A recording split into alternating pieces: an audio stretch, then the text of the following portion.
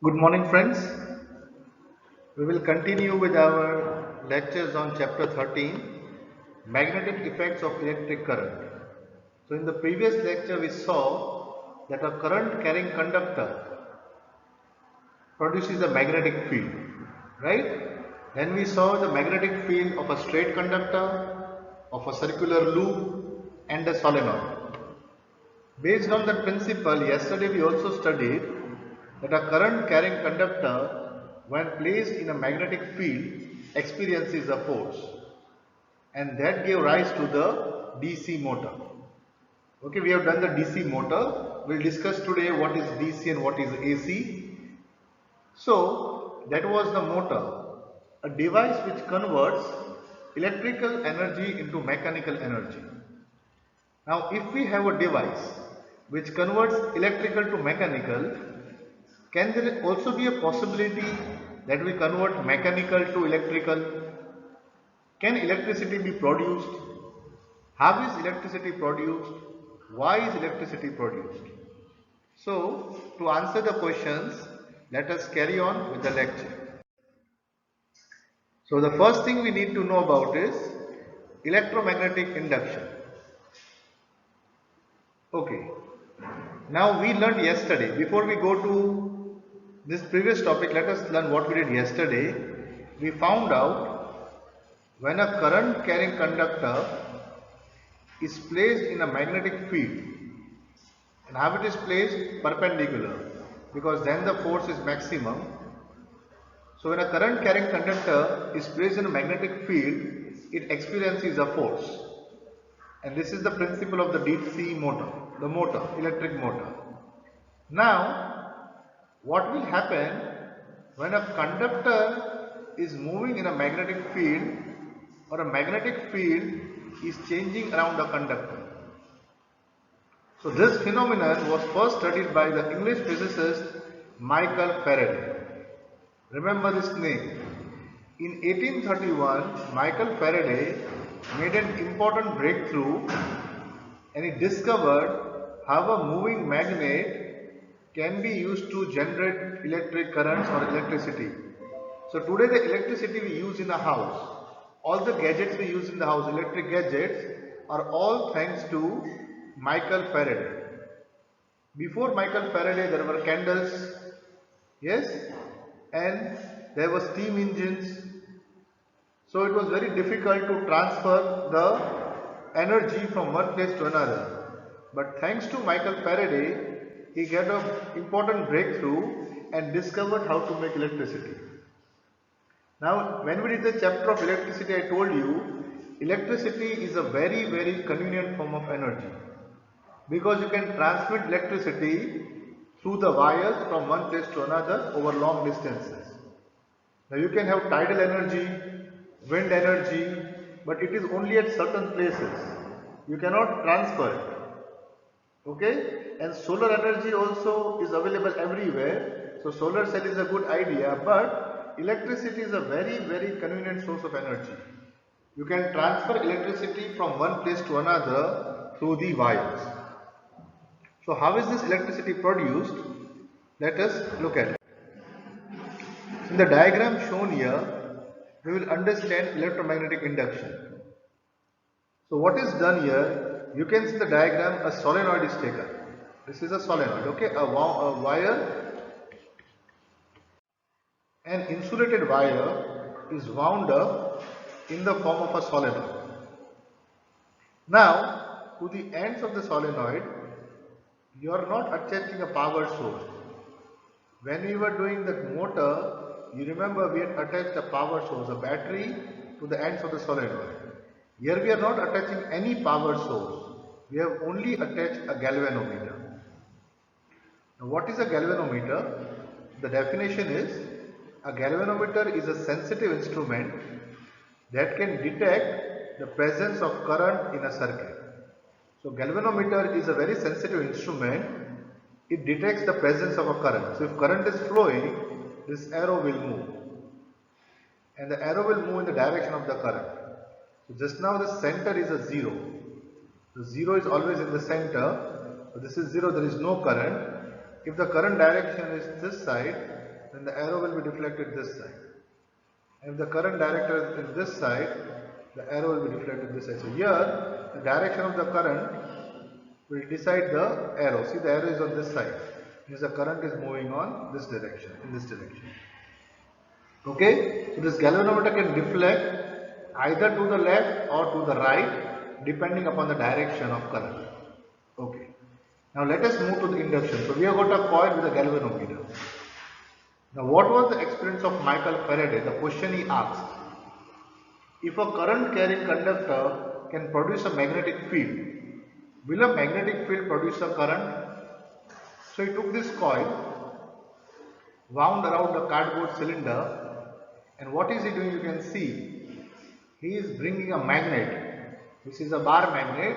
He is bringing the magnet near to the coil. And it was seen. Now let us see what was observed.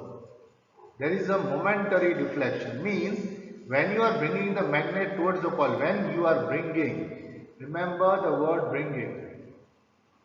Means when the magnet is in continuous motion, there is a momentary deflection. Means the arrow moves.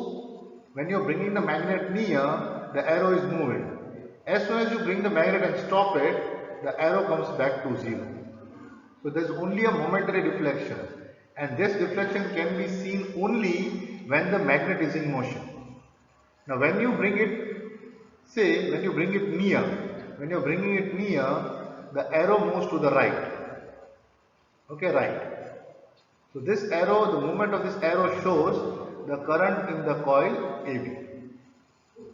Now as soon as you bring the magnet near and stop, when the magnet stops, the current becomes zero. So the first observation we saw that when you bring the magnet near, only when the magnet is in motion you will see a deflection. Okay. Now look here, which pole was brought towards the magnet? North pole. You can see this north pole. North pole was brought and its arrow moved to the right. Now when you take the north pole away from the coil, now you have to move the magnet in this direction, take it away from the coil. Okay? You will see there is a deflection again towards the left. So what has happened here?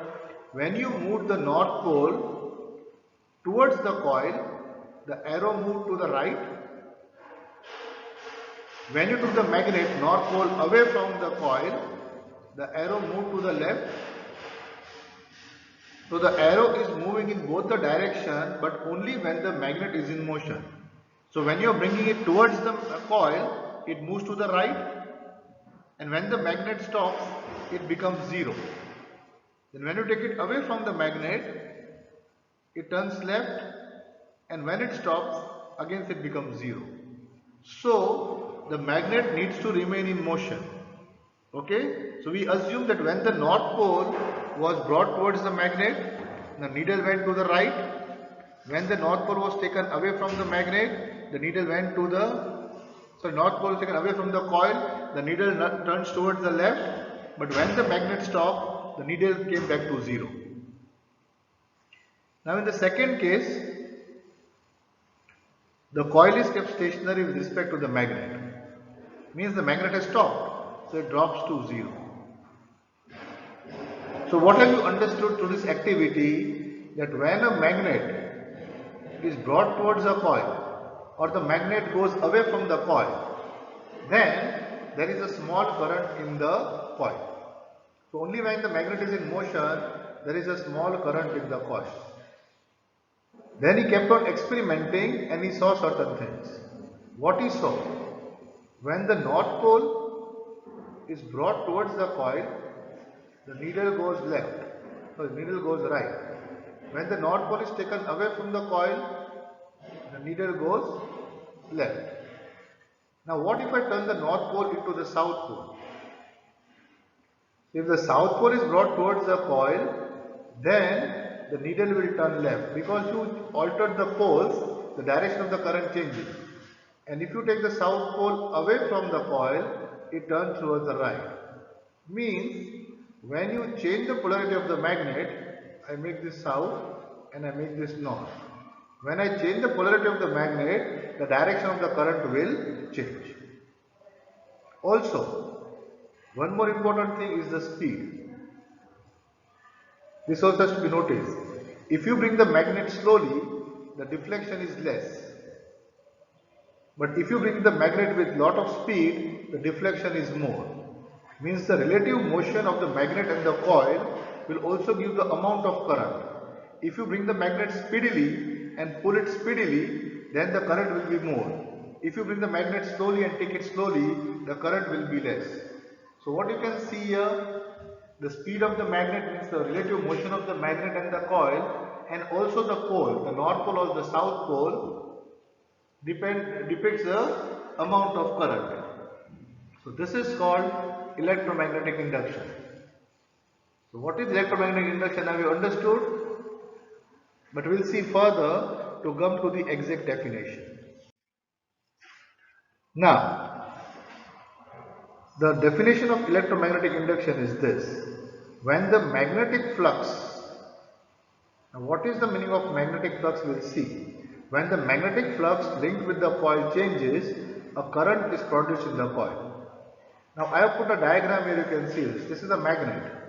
And you know the field lines of the magnet, we did the field lines of the magnet, they are closed lines. Remember, at the poles, the lines are near. Okay. Now when the magnet is far, you can see a less number of lines are entering the coil. Can you observe this? When the magnet is far, less number of lines, these magnetic lines, you can see very few lines are inside the coil. But as you bring the magnet near, more lines will enter the coil. So this line is called the magnetic flux. Okay? So the change in magnetic field is called the magnetic flux. Now magnetic field is shown by these lines. So the change in the magnetic lines is called, magnetic field is called the flux. So what happens when you bring the magnet towards it? The number of lines, magnetic lines passing through the coil or the magnetic field in the coil increases. So that is the exact thing. Remember we said that only when the magnet is in motion, there is an electric current.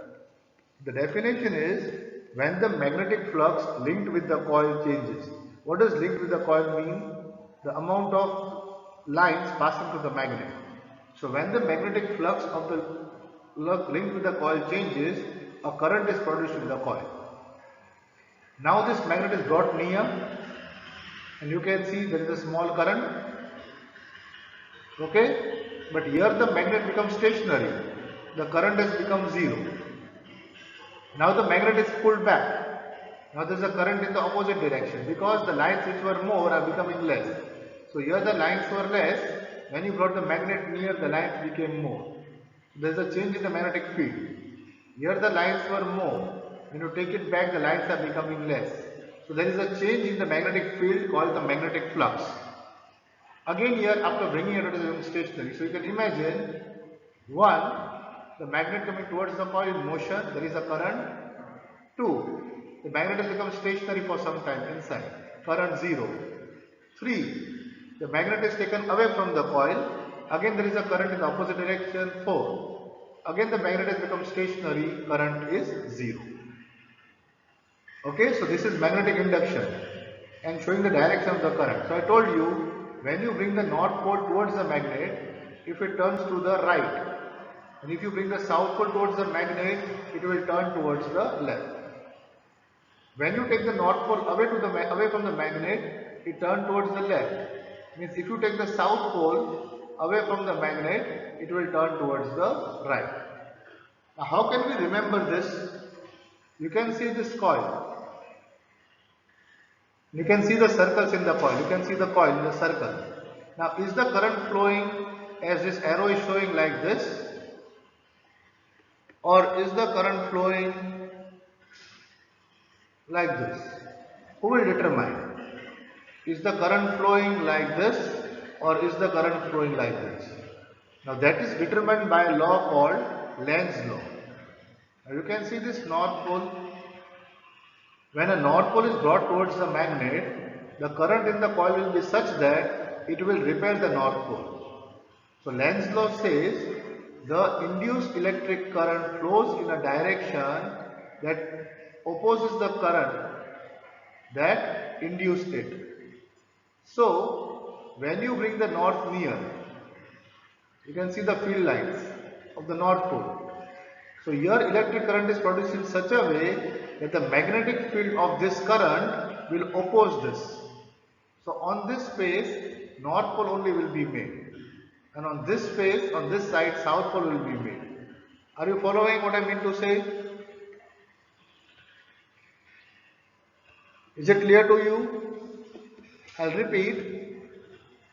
When you bring the north pole towards the coil, when you bring the north pole towards the coil, you can see this red line. The current is produced in such a way that this current will give rise to a north magnetic field, so that it opposes this magnetic field and south will be formed here. When you take the magnet away from the coil, away, then it will create a south to attract it. It will always be the opposite. It will always do the opposite. If you are taking the north far, it will become a south to attract it. If you take the north far away, it becomes the south to attract it. If you bring the north towards it, it becomes a north to repel it. So it will always do the opposite. Now you can see this diagram here to remember. See these arrows. The arrows is like this. It is going what? It is going anti-clockwise. So here you can see anti-clockwise. So how it is remembered?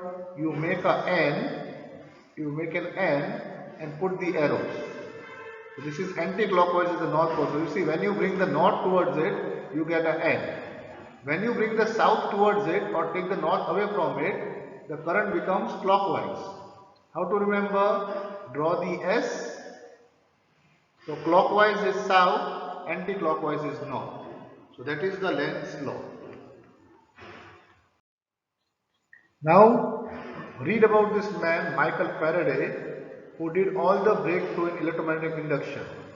He is a very, very interesting person. He was an experimental physicist.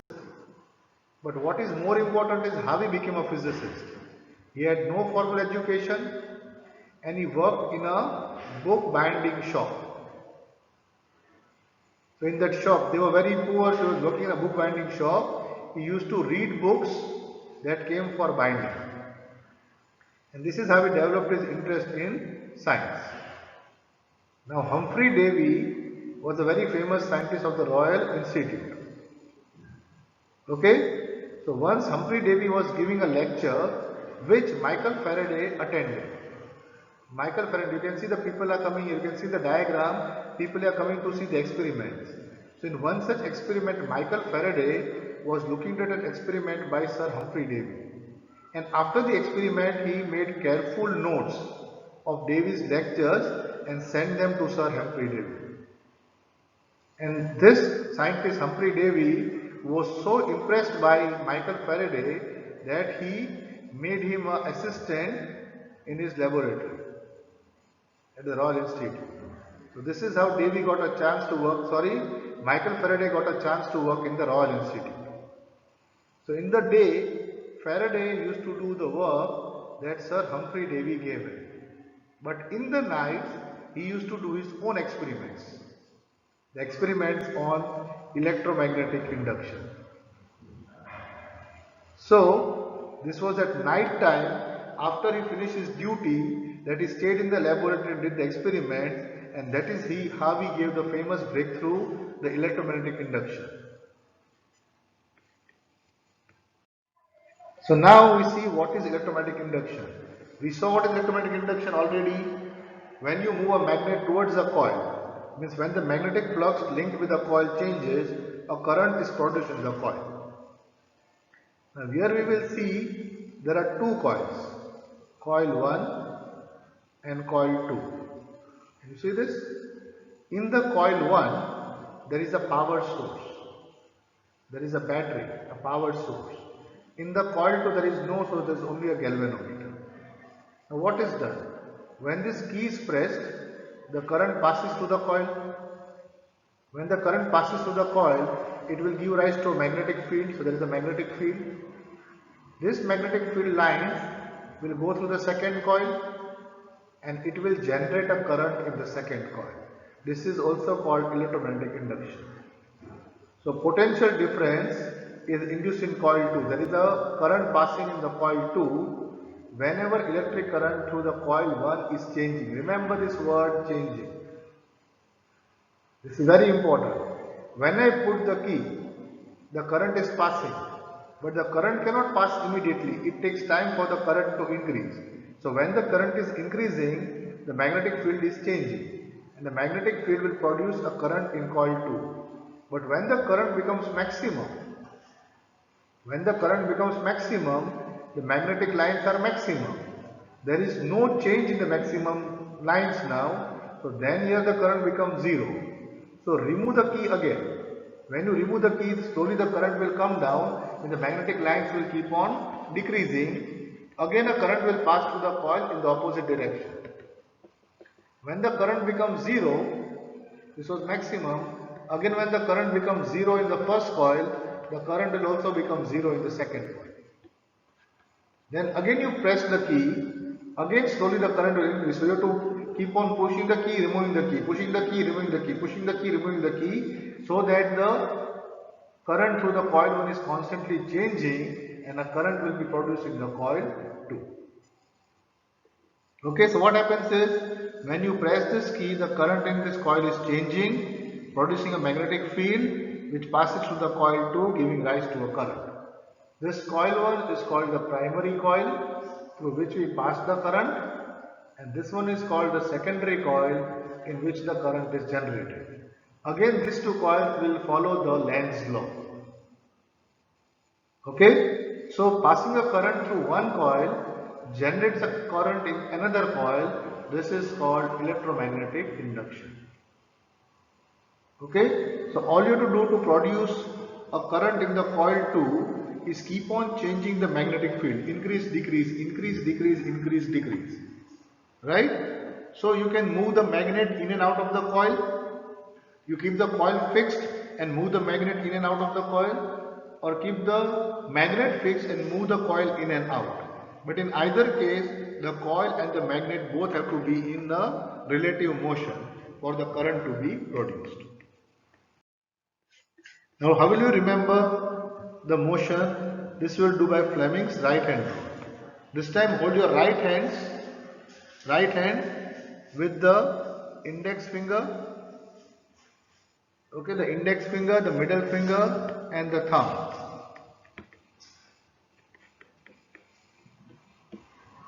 So what have you got here? We have got a magnetic field in this direction. How to get a magnetic field in this direction? This should be the north and this should be the south. So when you bring this towards the magnet, north to south, okay, the magnetic field is north to south. The movement of the conductor is upwards. And the current induced in the conductor will be in this direction. So this is the Fleming's right hand rule. Okay, what have you done? You have kept the magnet as it is, north, and you are bringing the coil towards the magnet. And the current will be produced in the third finger, that is the right hand rule.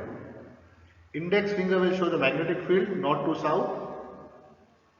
Okay, the movement of the conductor shows are you coming in or going out at right angles, and the middle finger will give you the current induced in the conductor. Now, with this principle, we will go to the next device called the electric generator. We did the electric motor, now the generator. An electrical generator is a device that converts mechanical energy to electrical energy. Means now we have to produce electricity, for example a dynamo. What is the principle? When the magnetic flux linked with the coil changes, a current is produced in the coil. Look at this diagram. It's the same diagram like we had in the DC motor. We have got magnet poles north to south, right? There is the coil here, same coil like we had in the motor, but now we do not have a power source here. There is no battery. So what are we going to do? In this motor we can see, this is the motor, there was a battery. We passed the current and the coil rotated round and round. Here we are going to do the opposite. We are going to make the coil go round and round, and when the coil goes round and round inside this north and the south pole, the magnetic lines are changing, and because these magnetic lines are changing, a current is produced in the coil. Second difference, you will see that in a motor there were split rings, two half rings called split rings. Here these rings are full. Ring 2 is also full and ring 1 is also full. They are attached by brushes B1 and B2. Here we have brushes X and Y, but there they have brushes B1 and B2, so they are slip rings. They are called which rings? These whole rings are called slip rings. These half rings are called split rings. Okay, we'll see what difference it makes. Now, you can see the magnetic lines are passing north to south. Okay, I'm drawing the magnetic lines which are going north to south. Now the coil is flat, so no lines are passing through the coil. Now when you turn the coil, this coil here will slowly turn like this, become inclined, then it will become straight like this. So when the coil is turning, these lines inside the coil will increase and decrease. If you want to try it out how it increases and decreases, you can do one thing. You can put a bangle. When it is raining outside or say some water is dropping, take a bangle, hold it perpendicular. A lot of water is going through the bangle. Now turn the bangle slowly. Yes, lift it vertically. You will see the water going from inside the bangle is decreasing. When you make it fully vertical, there is no water going through the bangle. Again turn the other side, it will increase. So this is like when the coil is moving, the magnetic lines going through the coil increase and decrease. This increasing and decreasing magnetic field will give rise to a current in the wire. Okay, so we got a rectangular coil ABCD placed between two poles of a permanent magnet. There are two rings R1 and R2 connected to brushes B1 and B2. Now here there is no change. R1 is always connected to B1 and R2 is always connected to B2. You see there is no change, they are split rings. So this B1 and R1 are always together. B2 and R2 are always together. Okay, the two rings are internally attached to the axle. Axle is where the rod where the coil rotates, and now you have to mechanically rotate the coil. So how will you rotate the coil? You can put a wheel here and the flowing water can move the wheel, or you can put a turbine, the turbine we have in mind, the fan. The wind will move the fan and the turbine will rotate, or through steam you can rotate the axle. When you rotate the axle, the coil will rotate inside the magnetic field, and this will give a rise to a current in the external circuit. This is the construction. Now the working. Let us say the coil rotation is AB move upwards and CD moves downwards. So this is rotating.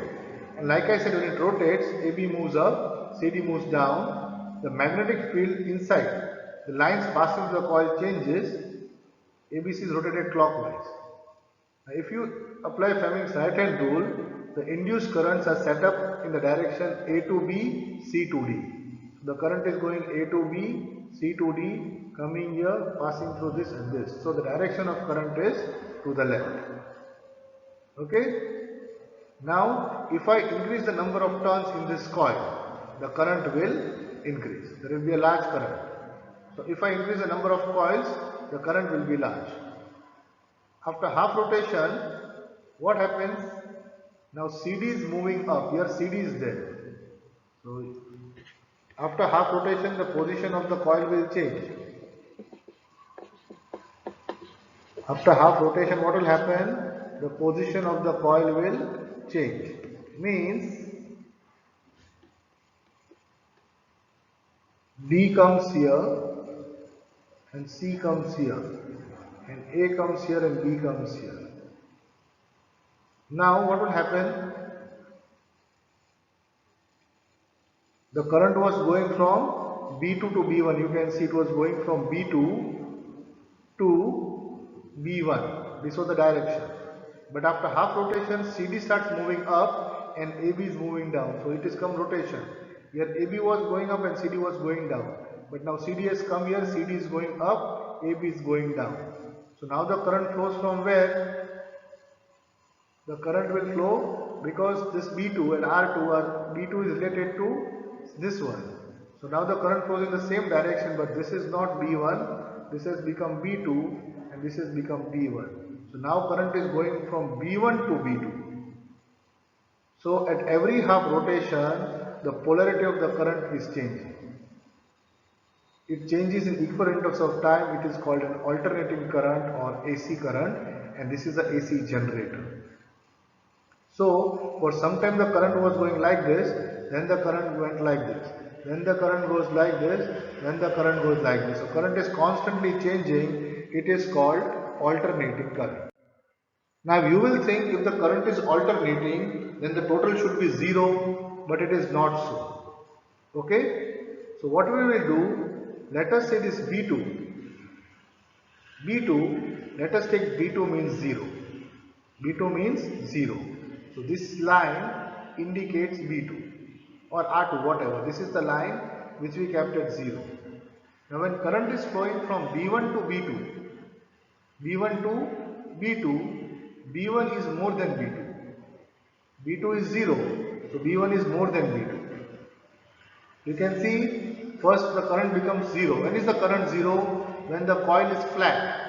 When the coil is flat like this, the current is 0 because no lines are passing through the coil. And when the coil becomes vertical, maximum lines are passing through the coil, so the current is maximum. So from 0, as the coil is changing, the current is increasing. At one point when it becomes vertical, the current becomes maximum. Then again the coil is turning, becomes flat, so again the current becomes 0. Now current is flowing from B2 to B1. Okay, means B2 should be higher than B1, but B2 is 0 we said, so B1 is becoming lesser than B2 going down.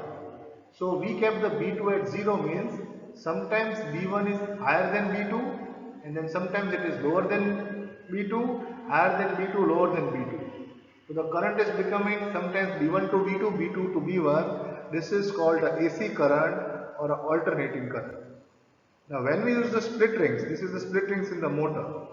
So if you use the split rings in the generator also, if you do not use the slip rings but use split rings, then the direction of current should change every half rotation. So every half rotation means this will produce a direct current. You can see the B2 always remains 0. So this end always remains 0 and this end will always remain, even if it is moving. Because after every half rotation, this is called, so what is the only difference? When you use split rings, you get a DC current.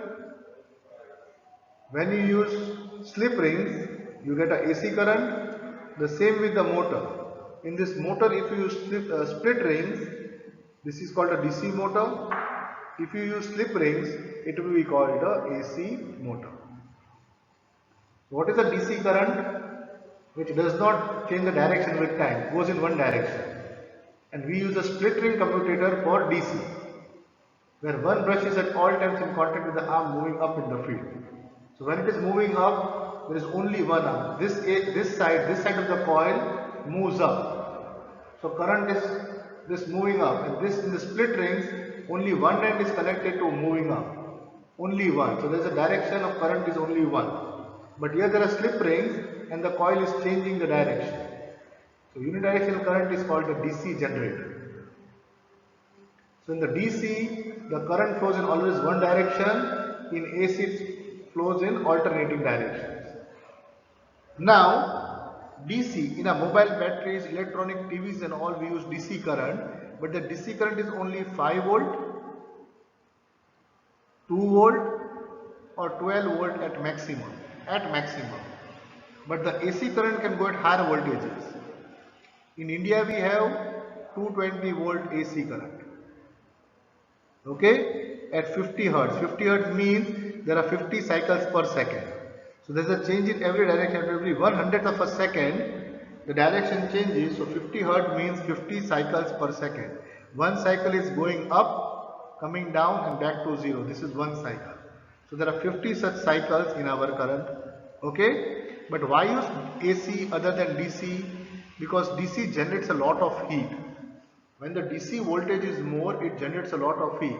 So sending current through wires, DC current will generate a lot of heat and burn down the wires, and even a wastage of energy. So when electricity has to be transmitted, we would rather use AC instead of the DC. So in this chapter we saw that when the magnetic flux linked with the coil changes, a current is produced in the coil. From that we understood how to make a generator. So you can use flowing water or a windmill and attach it to the axle, and the axle will move the coil, generating electric current. And you also saw if there are slip rings, is the AC generator. With split rings you will get a DC generator. Okay, so I am going to end the lecture here. Kindly see the lecture 1 or 2 times because the topics are slightly difficult, but when you will see it repeatedly, you will understand it very well. I am going to end here. Thank you.